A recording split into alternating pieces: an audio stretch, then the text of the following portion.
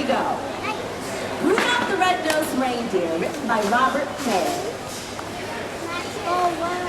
'Twas the night before Christmas, and all through the hills, the reindeer were playing, enjoying their spills, while every so often, they'd stop to call names at one little reindeer, not allowed in their games. Ha ha ha! Look at Rudolph! Look at that nose! What a sight! It's so big, huge, shiny and bright. Well, Rudolph just cried.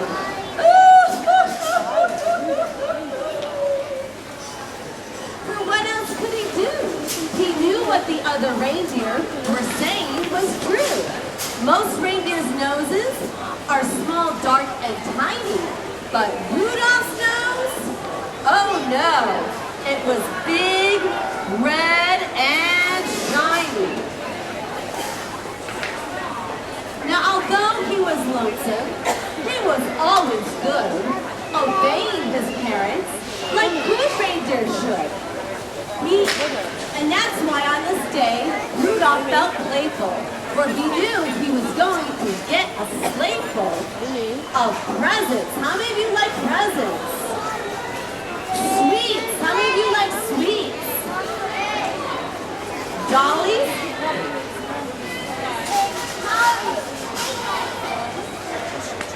And toys.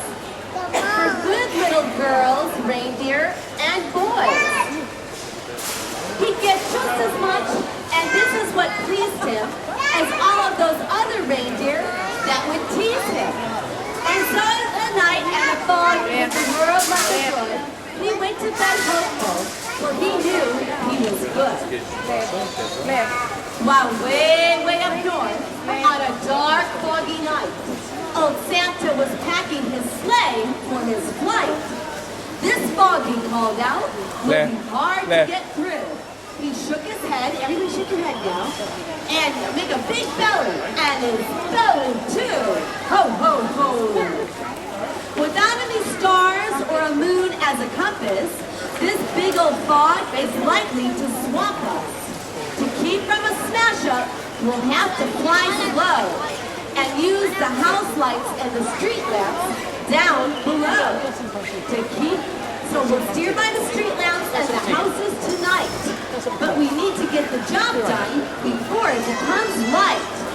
And just think of how the boys and girls' hopes would be shaken if we didn't get the job done before they awaken.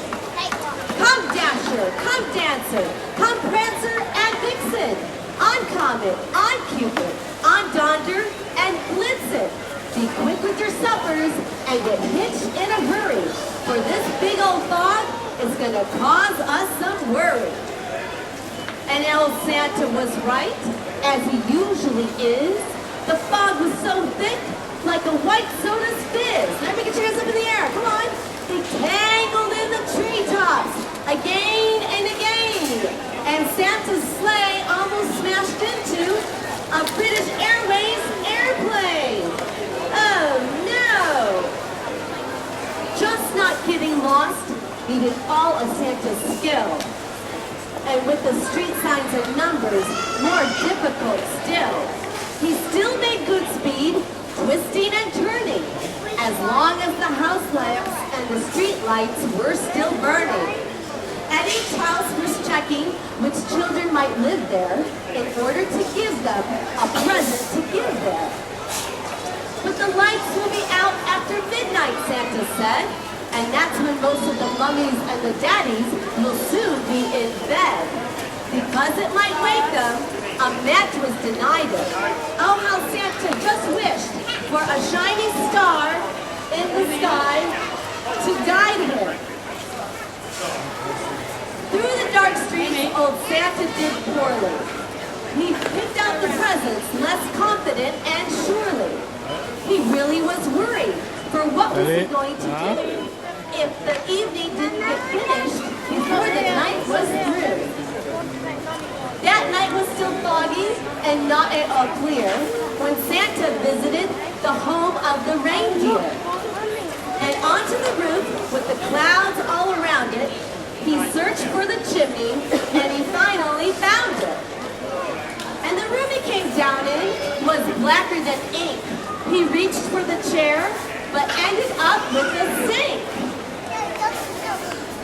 And the first reindeer's bedroom was so very black. He tripped over the rug and burst opened his sack. And so dark that it had to move very close to the bed and lift up the bed sheets to peek at the sleeping reindeer's head in order to choose the right kind of toy. A dolly for a girl or a train for a boy. But all of this took time and filled Santa with gloom as he stumbled across each dark bedroom. And this door he just opened, well, to his surprise, a soft shiny glow met with his eyes. And there lay, who do you suppose? The light was coming from who, boys and girls? Rudolph's nose. So this room was easy with so much light, and Santa gave him a gift that was just right. How happy he was till he went out the door, and the rest of the house was as dark as before, and so very black that it made each step a dark mystery, until Santa came up with the greatest idea of all history. He went back to Rudolph, and he started to shake him. Everybody get your hands out now. Gently, of course, in order to wake him. And Rudolph could hardly believe his own eyes. Why, just imagine his own joy and surprise that at only who was standing there at a paw length away, telling him about the fog and the delay. And Santa's great worry that the children may awaken before daylight came and nightfall was done taken. And you, he told Rudolph, you could save the day.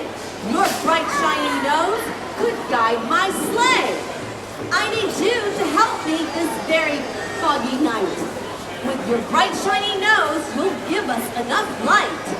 And Rudolph broke out into a huge grin that went from ear to ear to his chin. He scribbled a note to his folks in a hurry.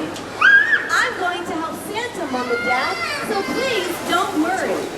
And Santa said, meet me out on the sleigh and out on the lawn. We have to get this job done before it is dawn.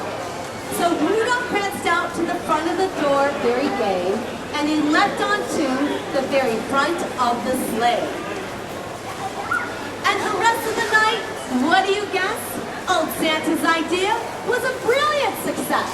And brilliant was almost no word for the way that Rudolph directed the deer and the sleigh. And in spite of the fog, they flew quickly and low and made such wonderful use of Rudolph's shiny glow that shone out for Rudolph at each intersection. They did not get lost at all in one direction. And at all of the houses and streets with signs on them, the sleigh flew real low so Rudolph could shine on them. In order to see just to give what to whom, they would fly by each window, and everybody like this now, and peek into each bedroom. And old Santa knew always which children were good, the ones that obeyed their parents and did as they should. So Santa would pick out a gift that was just right, with Rudolph close by, providing enough light. It all went by so fast that before it was day, until the last present was given away, until the last stocking was filled to the top, just as the sun in the sky was about to pop. The sun woke the reindeer in Rudolph's hometown, and they had heard about the letter Rudolph wrote down. They gathered outside to await his return and were very happy and excited to learn that Rudolph, the ugliest deer of them all, Rudolph, who was so tiny, bashful, and small, the funny-faced fellow who they always called names, and the one little reindeer not allowed in their games, far and near, for no greater honor could come to such a dear than guiding Santa and his team of sleigh, the #1 job on the #1 day. And the sleigh and its reindeer soon came to view, and Rudolph still led them, and downward they flew. And oh my, he was proud as they came to a landing, as Rudolph greeted all the other reindeer still standing. And the same deer that had always teased him would not do anything in order to please him. They felt even sorrier that they had been bad when Santa said, "Rudolph, I have never had such a reindeer, so courageous and brave as you, at fighting black fog and steering us through. But your last night's journey was actually lost. Without your shiny nose, we would have been lost. I hope you'll continue to keep us from grief by flying out with us next year as Commander and Chief." Well, Rudolph just blushed from his head to his toes, and the fur on his skin was as red as his. The crowd clapped their paws. Clap your paws, everybody. Hooray for Rudolph. Hooray, they screeched. Please, Rudolph, please, give us a speech. But Rudolph's still shy, despite being a hero. The amount of sleep he had that night came down to 0. And that's why his speech was real short, not bright. Thank you very much, everyone. Merry Christmas to you all, and good night.